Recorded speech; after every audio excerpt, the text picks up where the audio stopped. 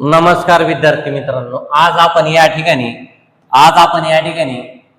Prime factor म्हणजे मूळ अवयव पाहणार आहोत। पूर्वीच्या व्हिडिओमध्ये आपण फॅक्टर म्हणजे अवयव कशाला म्हणतात या ठिकाणी कन्सेप्ट पाहिलेला आहे। आज आपण मूळ अवयव म्हणजे काय मी आज तो सुद्धा कन्सेप्ट या ठिकाणी आपल्याला एक्सप्लेन करणार आहे।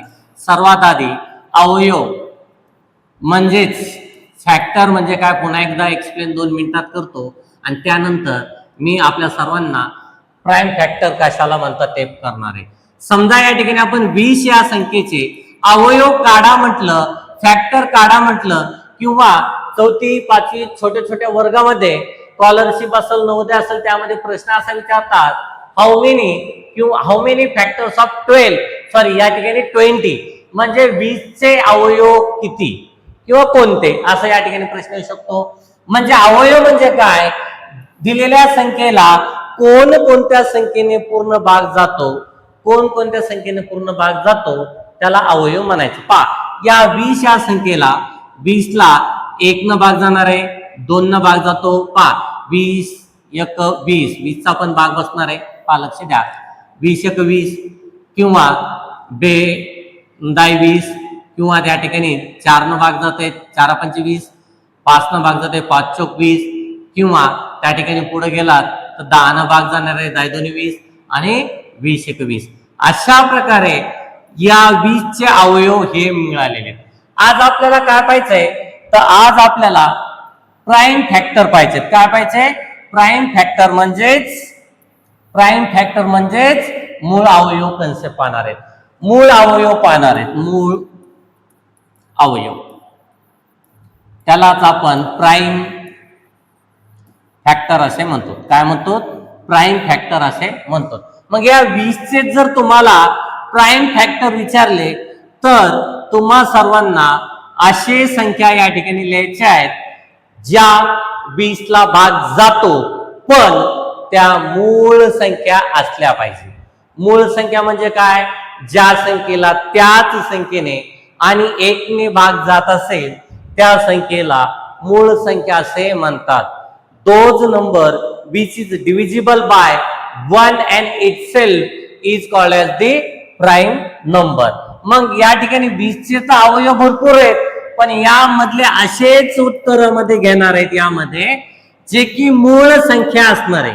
मग मूळ संख्येची मी तुम्हाला आता डेफिनेशन सांगितली, अशा संख्या ज्या संख्येला 1 आणि त्या स्वतः संख्येने भाग जातो अशा सर्व संख्येला मूळ संख्या म्हणजे प्राइम नंबर असे म्हणतात।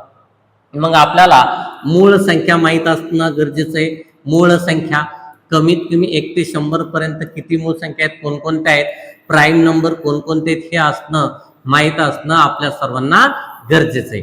तर पहा 2 3 5 7 11 13 त्यानंतर 17 19 23 असं करत करत करत करत 29 31 47 41 त्यानंतर पुढे गेला तर तुम्हाला भरपूर 1 ते 100 पर्यंत टोटल 25 अशा प्रकारे मूळ संख्या भेटते। अशा संख्येने भाग जातो का या ठिकाणी पहा।